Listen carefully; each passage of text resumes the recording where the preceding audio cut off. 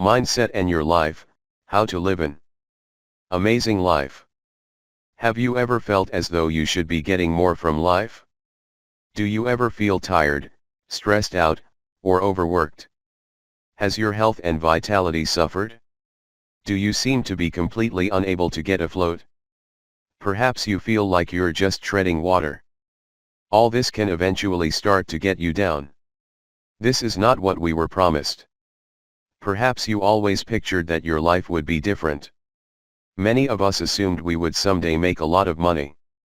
Many of us assume that we should have much more energy than we do. And we see people around us who seem to have the things that we want to achieve.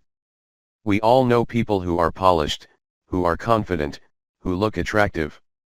We all know people who seem to have it all. So why can't we have that? Why is life being so unfair to us? Well, if you have read any of the other guides so far, then you know that this is where you are going wrong to start with. It's blaming your circumstances and it's blaming other people. You have everything you need to live a truly incredible life right now. All that is missing is the right mindset to go about achieving it. You know what's even more likely? You're already living a truly amazing life. You already have everything that anyone could ever ask for, but you just don't appreciate it. As we've learned over the series, your happiness and your accomplishments stem from you. And more than that, they stem from your mindset and the way that you view yourself and your life.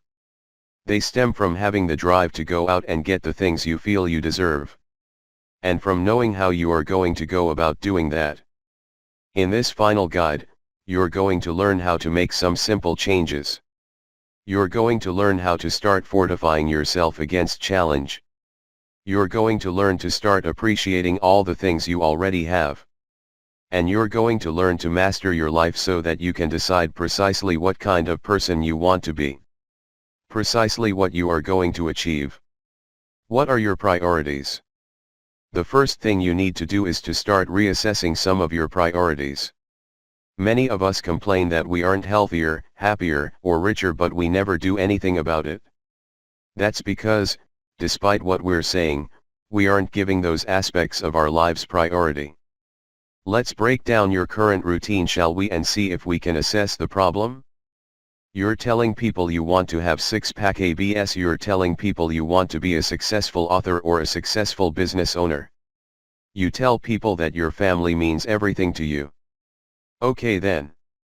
So, if that's true, those are the things you should be spending the majority of your time on, right? Instead, what you will probably find is that your lifestyle looks something more like this. Sleep, 6 to 7 hours. Work, 8 to 9 hours.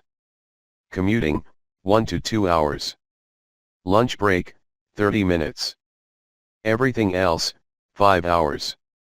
And in those roughly 5 hours, you need to fit in waking up, getting ready for the day, washing dishes, doing the laundry, cooking. Now ask me again why you don't have the lifestyle you want.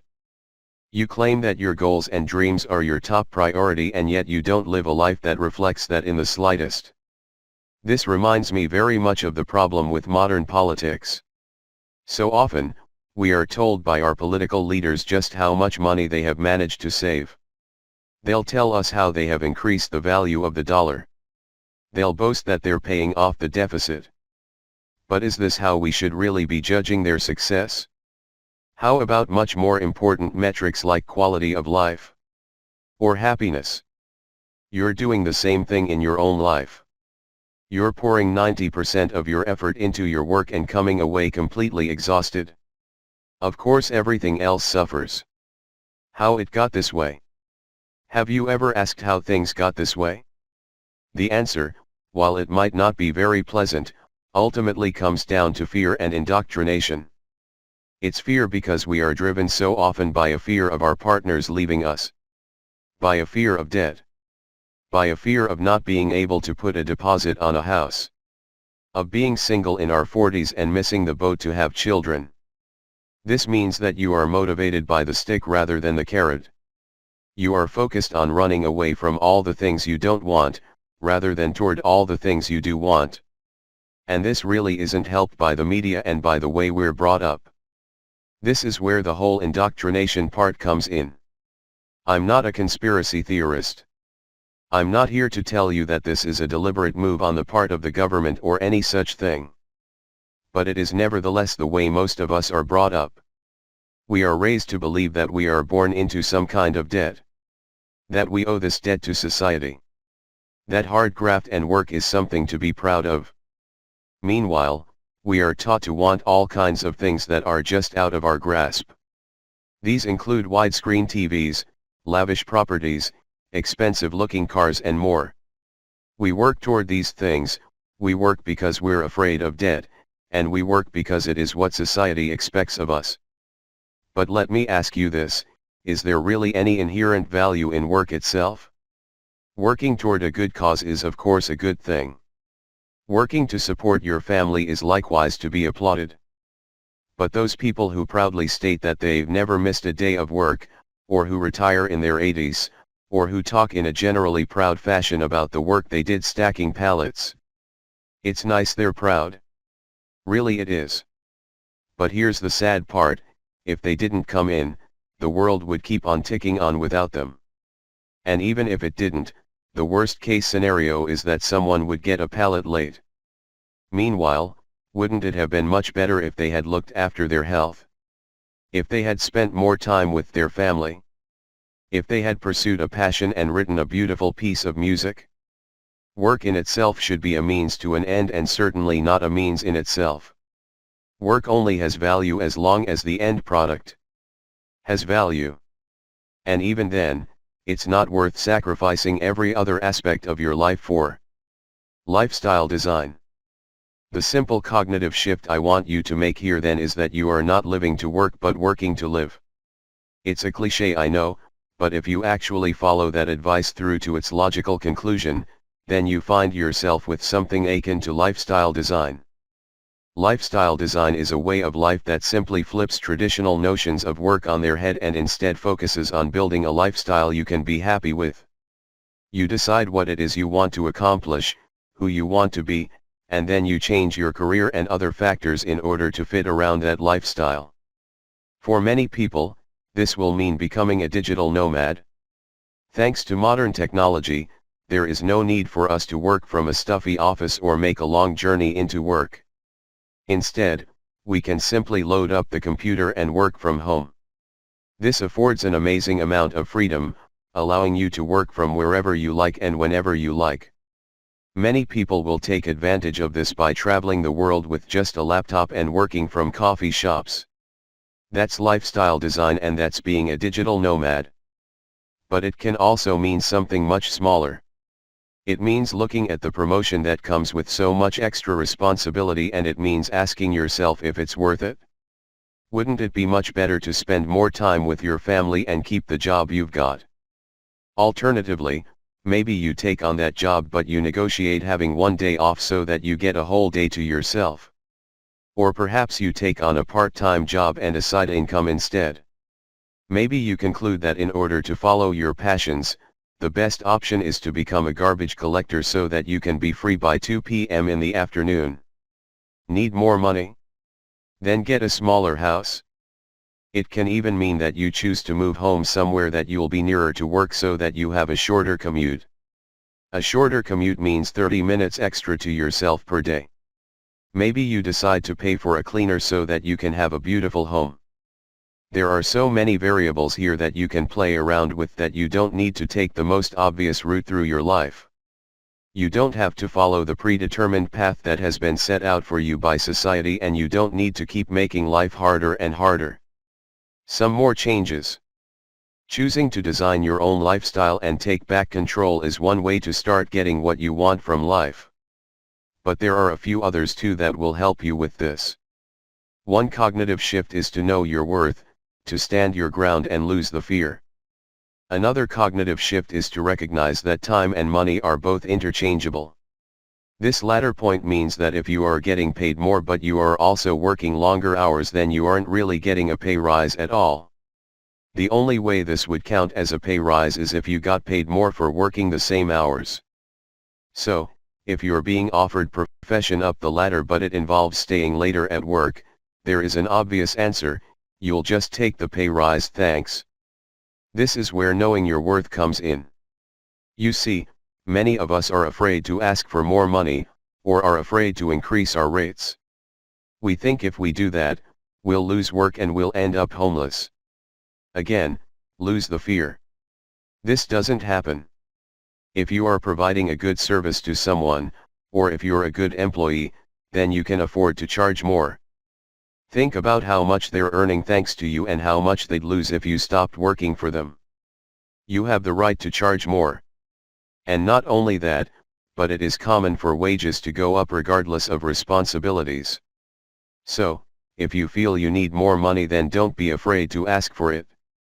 And if they refuse, then you look elsewhere for a new employer or new clients. As Tim Ferriss says, ask for forgiveness, not permission. Ultimately, you are worth what you think you are worth. If you put a price on your head that is too low, then you can work incredibly hard for no reward. Keep looking. And keep learning. And here's one more thing: don't wait. Don't wait for life to get better. Don't wait until you're old and retired. Because life always throws you curveballs and the stars never align. The only way you can live a better life is to start right now. And don't tell me you're too old. You're never too old to be the person you always wanted to be. So if you've been putting off going traveling because of fear, because of opportunity, and because you worry that life won't be there for you when you get back, it is time to buck up your ideas. Take charge and go now. This is the only way you'll ever go. Work will be there when you get back. And if it isn't, at least you've done something truly memorable and worthwhile. What could be more valuable? It starts with everything.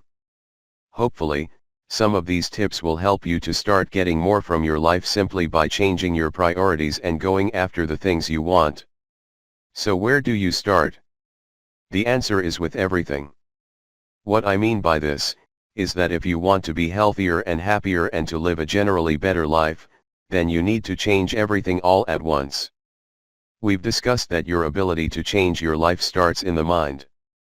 But have you considered what affects your mind? The mind has a limited amount of energy.